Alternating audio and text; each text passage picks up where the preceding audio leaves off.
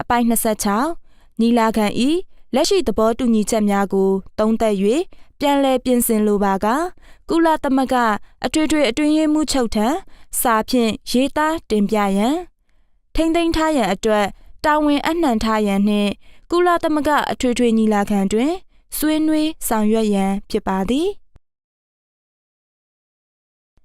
အပိုင်29နိုင်ငံတနိုင်ငံသည်ညီလာခံသဘောတူညီချက်များကိုလက်မှတ်ရေးထိုးပြီးကုလသမဂ္ဂအထွေထွေအတွင်းရေးမှူးချုပ်ထံတွင်သဘောတူအတည်ပြုကြောင်းအသိပေးတင်ပြသည့်နေ့မှ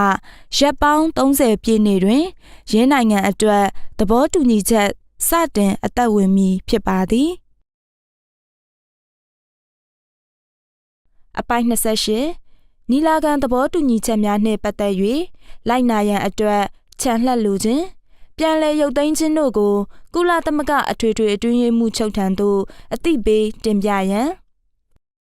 ညီလာခံသဘောတူညီမှုများနှင့်မသက်ဆိုင်သည်များမဖြစ်စေရန်ဖော်ပြထားချက်ဖြစ်ပါသည်အပိုင်း29ညီလာခံ၏သဘောတူညီချက်များကိုအတိတ်ပဲဖွင့်ဆိုခြင်းအကောင့်ထဲပေါ်ခြင်းတို့နှင့်ပတ်သက်၍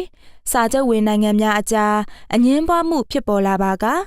နှစ်နိုင်ငံချင်းညှိနှိုင်းဖြေရှင်းရန်6လအတွင်းညှိနှိုင်းမရပါက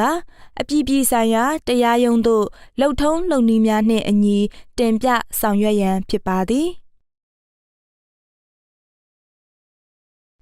အပိုက်30ညီလာခံ၏သဘောတူညီချက်ကိုအာရေဗျ